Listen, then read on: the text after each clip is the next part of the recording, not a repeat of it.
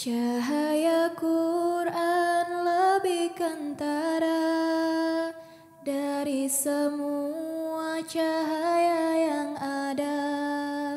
Sucilah dia dari siapa datangnya ini lautan cahaya. Assalamualaikum warahmatullahi wabarakatuh. Pemirsa MTA, berjumpa kembali dengan saya Natasha Adistia dalam program Laznah Activities. Yang kita semua tahu bahwa situasi kebebasan beragama dan berkeyakinan di Indonesia masih jauh dari harapan.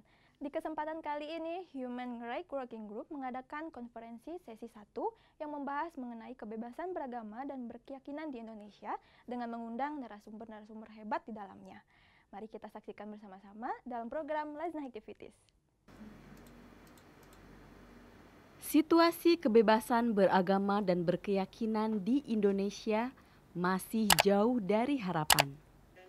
Dengan masih rendahnya hal tersebut, Human Rights Working Group mengadakan konferensi sesi 1 mengenai kebebasan beragama dan berkeyakinan di Indonesia dengan beberapa narasumber hebat. Hadir langsung juga penanggap dari pemerintah dan perwakilan dari lembaga-lembaga keagamaan, di mana Ibu Siti Aisyah Bakri menjadi perwakilan dari Jemaat Ahmadiyah Indonesia dalam acara konferensi ini. Saya awalnya dihubungi oleh pihak HRWG, yaitu organisasi yang memang atau penggiat kebebasan beragama di Indonesia yang cukup aktif untuk dapat mengisi atau menjadi salah satu pembicara di dalam konferensi ini. Pada saat saya diajukan, saya langsung menyatakan insya Allah kami siap, karena memang nama saya sudah tercantum di dalam flyer itu, dan pihak penyelenggara dalam HRWG, YLBHI, dan satu lagi adalah APHR, meminta kaum wanita dari Ahmadiyah untuk bisa mewakili sebagai narasumber di dalam konferensi ini. Jadi konferensi ini adalah konferensi tentang kebebasan beragama dan berkeyakinan di Indonesia yang mengevaluasi bagaimana pelaksanaan kegiatan beragama dan berkeyakinan di Indonesia selama kurang lebih dalam 1 tahun ini. Sehingga waktu saya diminta untuk bisa mewakili Jemaat Ahmadiyah Indonesia, mereka mengatakan suarakan wanita atau perempuan Ahmadiyah dalam menghadapi cobaan-cobaan yang dirasakan oleh wanita Ahmadiyah Indonesia. Kemudian dilanjutkan dengan Ibu Eva Sundari, perwakilan dari APHR, Asian Parliamentarian for Human Rights, yang menyampaikan pengenalan seputar APHR sendiri. Kemudian masuk ke dalam sesi diskusi, di mana beberapa narasumber akan menyampaikan pemaparan mengenai diskusi kali ini.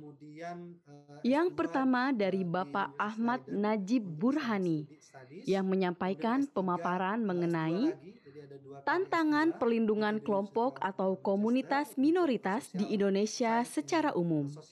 Kultural, politik, hukum, dan agama. Saya mencoba menggabungkan saja karena Kesimpulan yang telah disampaikan adalah bagaimana membangun soal kebebasan beragama dan toleransi ke depan, serta komitmen lebih utuh soal bagaimana komunitas keagamaan di Indonesia dilindungi dan dihormati sesuai prinsip-prinsip hak asasi manusia.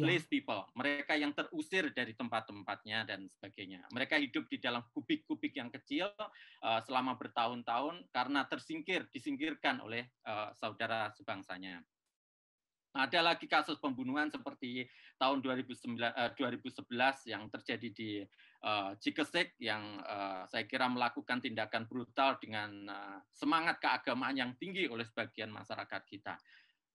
Yang terakhir saya kira terjadi di Tanjung Balai ketika patung Buddha harus diturunkan dari Triratna, Wihara Triratna, karena orang merasa ketakutan dengan patung tersebut sebagai simbol daripada dominasi kelompok yang lain. Lanjut ke sesi kedua, yaitu komentar dan tanggapan singkat dari komunitas keagamaan yang ada di Indonesia. Yang pertama oleh Adam Mirza dari komunitas Mila Abraham. Saya Adam, pengikut Mila Abraham. Pada dasarnya kami diajarkan oleh guru besar kami yang mulia Mesias, perihal pedoman dari Allah Subhanahu wa taala yang mengajarkan cara bersikap kepada pemerintah yang berkuasa. Hal ini kami temui dalam kitab Roma 13 yang isinya hendaklah setiap diri tunduk kepada pemerintah yang berkuasa. Dan selain Roma 13 tadi, kami juga diajarkan pedoman serupa dalam Al-Quran pada surat Ali Imran ayat 26. Saya mengutip, Qulillahumma malikal mulki tu'til mulka man tasya wa tanji'ul mulka mimman tasya. Yang artinya bahwa Allah lah pemilik kekuasaan dan merupakan hak prerogatif Allah lah untuk memberikan kekuasaan kepada yang dikehendakinya. Nah, kedua pedoman inilah yang menjadi dasar kami patuh kepada pemerintah, terlepas dari tepat atau tidaknya ketetapan tersebut. Dan dilanjutkan tanggapan dari Rina Cualina dari salah satu komunitas kepercayaan Indonesia. Maka kami merasa bahwa jika kita komponen bangsa masih melihat mayoritas versus minoritas, kami dan kalian, lalu juga pemerintah versus civil society, akhirnya pemikiran-pemikiran seperti itu akan menghasilkan sistem-sistem undang-undang yang juga berbasis cara-cara yang divisif gitu. Karena pola pikir awal kita sudah seperti itu. Pemaparan tanggapan berikutnya adalah perwakilan Jemaat Ahmadiyah Indonesia, yaitu Ibu Siti Aisyah Bakri. Kalau kita lihat berdasarkan data survei lembaga riset seperti Setara Institute, kemudian Wahid Foundation yang menyatakan bahwa sejak SKB Ahmadiyah itu terbit tahun 2008, realitasnya justru jamaah Muslim Ahmadiyah itu semakin mendapat kekerasan fisik dan kehilangan hak-hak warga negaranya. Ya, itu yang bisa kita lihat. Kami juga melihat bahwa aparat pemerintah dan penegak hukum itu seyogianya memanai SKB Ahmadiyah itu justru sebagai sumber konflik dan regulasi diskriminasi yang perlu segera dievaluasi. Ini sangat penting bagi kami karena kenyataannya memang seperti itu. Dan dilanjutkan dengan Ibu Endang Sri Rahayu dari Muslimah Ahlul Bait. Kepada pihak yang aparat untuk menindak tegas tindakan-tindakan provokasi ujaran kebencian, terutama yang menjurus kepada tindakan kriminal seperti itu. Kemudian kepada segenap jajaran pemerintah untuk benar-benar menjamin keamanan warganya tanpa pandang bulu, yang mana kewibawaan pemerintah sangat tergantung kepada keseriusan melaksanakan salah satu amanat. Masuk ke dalam sesi ketiga. Selanjutnya saya akan mengundang, karena kita akan masuk ke sesi ketiga, yakni pemaparan dari narasumber dan penanggap dari pemerintah, komunitas keagamaan, sekaligus para ahli dan anggota DPR RI.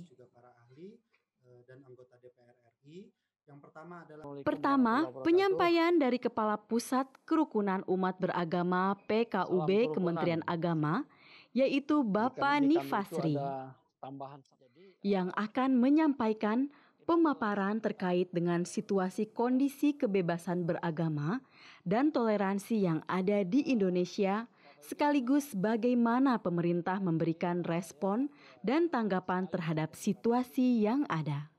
Dalam rangka menemukan cara efektif ya, untuk mengelola keragaman di Indonesia, khususnya keragaman agama ya, yang dianut oleh masyarakat Indonesia. Ya, kita seharusnya memang membiasakan berdialog ya, agar masyarakat kita semakin dewasa ya, dan semakin bijak ya, dalam menyikapi perbedaan-perbedaan pendapat, ya, aspirasi dan kepentingan di antara kelompok yang ada di masyarakat, termasuk ya pengembangan kehidupan keagamaan yang rukun. Dilanjutkan ke penanggap dan narasumber berikutnya, yaitu Bapak Kiai Haji Maman Imanul Haq. Bapak Kiai Haji Maman Imanul Haq yang beliau adalah salah satu tokoh nasional yang mewakili organisasi Nahdlatul Ulama. Islam yang dianggap moderat sekalipun, itu mental itu justru muncul. Seperti itu. Termasuk ketika ada majority complex, kita harusnya membongkar hazanah pemikiran-pemikiran Islam, misalnya soal klasifikasi kafir dini dan lain sebagainya, sehingga seolah-olah selalu ada klasifikasi, ada kelas dalam warga negara. Itu sebenarnya melatar belakangi kenapa NU dalam Munas di Cilacap kemarin itu menegaskan kembali bahwa tidak ada kafir, definisi kafir atau muslim non muslim, kafir dalam warga negara kita. Yang ada semua warga negara itu adalah satu dan setara. Nah, potret ini yang sebenarnya Mas Najib perlu dijadikan diskusi publik secara keseluruhan sehingga kita mampu memotret persoalan gerakan intoleran ini secara komprehensif. Nah, itu poin pertamanya.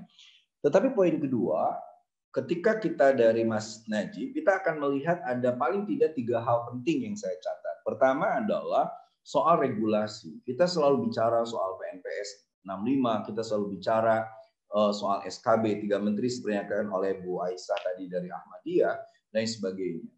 Nah, saya ingin mengatakan bahwa kita perlu mulai secara sistematis dan militan untuk memahami bahwa regulasi itu bisa dirubah kalau kita bisa menguasai parlemen.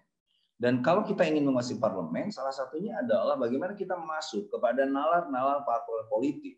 Kaderisasi partai politik, ideologisasi partai politik itu harus memasukkan kebebasan beragama, termasuk penghapusan Blasphemy Law, itu menjadi bagian penting dari partai politik. Dan ini Kemudian pemaparan dari Bapak Kiai Haji Ali M. Abdillah. Seperti contoh fatwa tentang Ahmadiyah, itu di akhir fatwa itu selalu disampaikan bahwa tidak boleh melakukan main hakim sendiri dan kekerasan.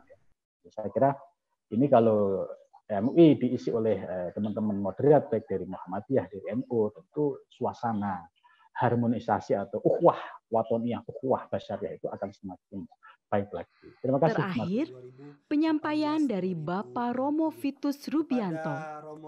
Beliau adalah pastor Serikat Safrian yang mewakili komunitas keagamaan yang menyampaikan pemaparan singkat bagaimana situasi kebebasan beragama di Indonesia saat ini. Pengalaman saya sendiri sebagai pemerhati pada masalah dialog antar agama dan toleransi ini. Kemudian masuk ke dalam sesi tanya jawab yang langsung dijawab oleh narasumber sesuai dengan pertanyaan yang masuk ke dalam di host. Beberapa negara sebagai sebuah fenomena global.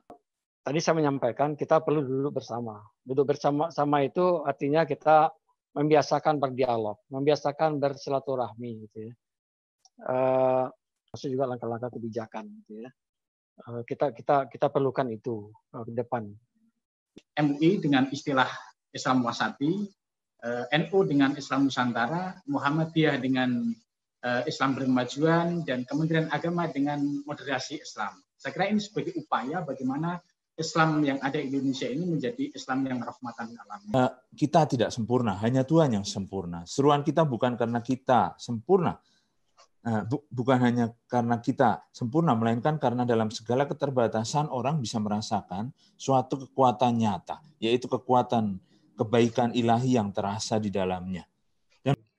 Setelah semua pertanyaan terjawab oleh masing-masing narasumber, akhirnya selesai sudah acara konferensi mengenai kebebasan beragama dan berkeyakinan di Indonesia dan ditutup dengan kesimpulan yang disampaikan oleh host. Kita berharap di 75 tahun Indonesia Merdeka ini kita bisa berkontribusi untuk pemenuhan perlindungan hak asasi manusia secara umum dan juga untuk kebebasan beragama. Acara ini insya Allah akan berlangsung secara berkelanjutan dan melibatkan berbagai pihak, bukan hanya organisasi atau komunitas yang kebebasannya terganggu, kebebasan beragamanya, tapi juga narasumber lain dari pihak pemerintah, dari parlemen yang diminta pendapatnya tentang apa yang dirasakan oleh komunitas-komunitas tersebut.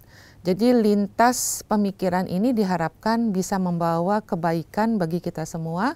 Dan tadi saya sudah menyuarakan bagaimana saudara-saudara kita yang belum merasakan kemerdekaannya. Dan di ujung pembicaraan tadi saya sampaikan bahwa kita sebagai bangsa Indonesia harus tetap optimis bahwa ke depan masalah ini akan terselesaikan dengan baik. Dan kita merasakan bahwa tadi saya sebutkan 4 pilar dalam berkehidupan dan berbangsa bagi Jemaat Ahmadiyah adalah landasan yang mana Huzur juga meminta bahwa dimanapun Ahmadi berada harus membela negara dia berada, atau istilahnya di mana langit dijunjung, di mana bumi dipijak, disitulah dia harus membaktikan dirinya. Tadi saya sampaikan bahwa kami Lajnah Imailah NKRI harga mati. Terima kasih. 1, 2, 3. Begitulah tadi sudah kita saksikan bersama-sama konferensi mengenai kebebasan beragama dan berkeyakinan di Indonesia yang sudah dibahas dan beberapa tanggapan yang disampaikan. Semoga mengenai kebebasan beragama dan berkeyakinan di Indonesia akan terus dilindungi dan dihormati. Nah, tidak sampai di sini saja. Setelah ini akan ada kegiatan dari pengurus pusat Lajnah Imailah Indonesia, yaitu Khazanah Taklim. Tetap bersama saya dalam program Lajnah Activities. Berbagai kesibukan masih terus dilakukan oleh pengurus pusat Lajnah Imailah Indonesia, walaupun di masa pandemi ini. Salah satunya yang sekarang sedang dilakukan oleh Lajnah Imailah Indonesia adalah program Khazanah Taklim, di mana pembahasan mengenai buku-buku disampaikan melalui Telegram Group yang diikutsertakan oleh kurang lebih 800 orang anggota Lajnah Imailah Indonesia. Khazanah Taklim ini adalah satu program yang diselenggarakan oleh Bidang Taklim PPLI. Tujuannya adalah untuk melakukan diskusi-diskusi mengenai buku-buku karya Hazrat Masih Maud alaihissalam. Jadi untuk Khazanah Taklim ini kita menggunakan media melalui WhatsApp grup dan juga Telegram. Jadi bisa diikuti oleh para anggota Lajnah di mana saja di Indonesia. Khazanah Taklim ini diadakan melalui online, di mana membahas buku-buku Masih Maud yang disampaikan oleh narasumber yang sudah diberikan amanat untuk menyampaikan materi-materi yang sudah terjadwal. Khazanah Taklim kali ini membahas buku Bagaimana Cara Terbebas dari Dosa. Seperti biasa, acara yang dilakukan sama halnya dengan acara-acara tatap muka. Beberapa susunan acara disampaikan oleh moderator selama acara akan berjalan. Satu persatu susunan acara dimulai. Mulai dari pembukaan oleh Sekretaris Taklim, lalu pembacaan ayat suci Al-Quran oleh Kanita, perwakilan dari Lajnah Imailah Jateng 1. A'udzubillahi minasyaitonirrajim. Qul ya ibadiyallazina asrafu ala anfusihim la taqnatu min. Kemudian doa pembuka oleh Ibu Sadr Lajnah Imailah Indonesia dilanjutkan dengan pembacaan syair oleh Ani Fatmawati, Ketda Jateng 1. Ye pura serare dundaleko samoya huagam.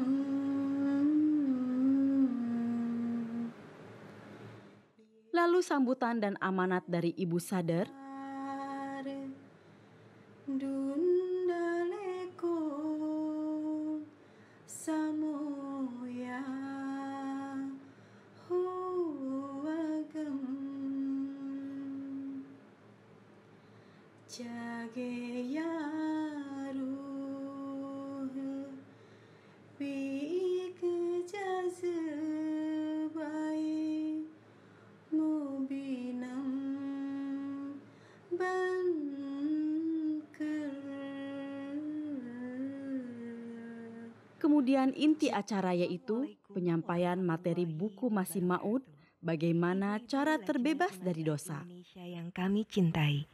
Pada kesempatan ini, kita akan lanjutkan. Setelah beberapa susunan acara tersampaikan, dan acara pun dimulai dengan hikmat. Hazrat Masih Maud alaihissalam yang berjudul Bagaimana Cara Terbebas dari Dosa, halaman 16 hingga 43. Materi untuk buku karya Masih Maud disampaikan. Penyampaian materi juga disiapkan melalui YouTube dan juga versi PDF yang sudah disiapkan oleh anggota Lajnah Imailah yang bertugas. Setelah penyampaian materi selesai, kemudian pengumpulan pertanyaan untuk semua anggota Lajnah Imailah yang akan bertanya mengenai buku Bagaimana Cara Terbebas dari Dosa. Jadi Hasanah Talim ini sudah memasuki pembahasan buku yang keempat. Yang pertama adalah tafsir kabir mengenai surah Al-Fatihah. Lalu yang kedua adalah buku keberkatan doa. Yang ketiga adalah membahas mengenai fikih, khususnya adalah fikih perempuan. Dan yang keempat, terakhir kita mengadakan pembahasan buku mengenai bagaimana cara terbebas dari dosa. Setelah terkumpulnya beberapa pertanyaan dari anggota Lajnah Imailah, sesi tanggapan pun dipersilahkan untuk anggota Lajnah Imailah yang akan menyampaikan tanggapannya. Walaupun acara dilaksanakan melalui online, tetapi antusias Lajnah Imailah Indonesia untuk bertanya sangat semangat. Banyak pertanyaan yang sudah ditampung oleh panitia. Tetapi karena waktu di hari pertama yang terbatas untuk pengumpulan pertanyaan, akhirnya acara ditutup dan akan dilanjutkan ke esok harinya untuk menjawab pertanyaan yang sudah tertampung oleh panitia. Kita bisa melihat dari bagaimana semangat ibu-ibu ketika dalam proses diskusi. Karena selain dari kita memaparkan bagaimana isi suatu buku, karya Hazrat Masih Maud alaihissalam, kita juga melakukan diskusi dan tanya jawab. Jadi ibu-ibu banyak yang mengajukan pertanyaan, lalu kita juga mencoba untuk memberikan jawaban-jawaban yang tentu saja kita mencoba untuk mencari referensi dan juga bertanya kepada bapak-bapak mubalik. Nah, selain itu juga ibu-ibu memberikan tanggapan atau bahkan sharing pengalaman dari pertanyaan-pertanyaan yang diajukan. Di hari kedua ini, anggota Lajnah Imailah dipersilahkan untuk bergabung kembali mendengarkan jawaban yang dijawab oleh narasumber dari pertanyaan-pertanyaan di hari pertama yang sudah terkumpul. Satu persatu jawaban sudah dijawab oleh narasumber. Kemudian dilanjutkan dengan tanggapan lalu penutupan. Seluruh alam aku jelajah, baik kedainya maupun rumah, tidak berjumpa. Pengurus Pusat Lajnah Imailah Indonesia tidak hanya memfasilitasi materi melalui online saja, tetapi terdapat buku Bagaimana Cara Terbebas dari Dosa yang dikirim kepada anggota Lajnah Imailah Indonesia di beberapa cabang. Sebelum buku-buku dikirimkan ke cabang-cabang, semua buku dikumpulkan dari Isyaat Pengurus Besar Jemaat Ahmadiyah Indonesia. Tidak berjumpa anggur marifah, selain di sini hanya inilah. Buku-buku yang akan dikirim dikumpulkan oleh staf dari Isyaat. Setelah buku terkumpul, satu persatu buku dirapikan dan dimasukkan ke dalam kardus untuk diantar menuju bagian Isyaat Lajnah Imailah Indonesia. Buku diantar menuju Isaat Lajnah Imailah Indonesia. Setelah buku diserahkan dari Isyaat PB kepada Isyaat LI, lalu buku mulai dibungkus dengan kertas-kertas coklat yang sudah tersedia oleh bagian Isyaat PPLI yang sudah ditugaskan. Setelah dibungkus dan ditempeli alamat-alamat cabang, kemudian ditata rapi di atas meja. Setelah semua selesai dan siap untuk dikirim, semua bingkisan buku-buku diangkat ke dalam mobil untuk diantar ke ekspedisi pengiriman. Bingkisan buku pun diserahkan ke ekspedisi untuk dikirim kepada anggota Lajnah Imailah di cabang-cabang. Harapannya tentu saja yang pertama adalah kebermanfaatan. Jadi kita harapkan dengan adanya program ini seluruh anggota Lajnah mendapatkan banyak khazanah ilmu yang sudah banyak tertuang di dalam buku-buku karya Hazrat Masih Maud alaihissalam. Masya Allah itu isinya. Lalu yang kedua adalah tentu kita juga bisa menerapkan apa yang sudah kita dapat atau pelajari di dalam buku-buku tersebut di dalam kehidupan sehari-hari tentunya.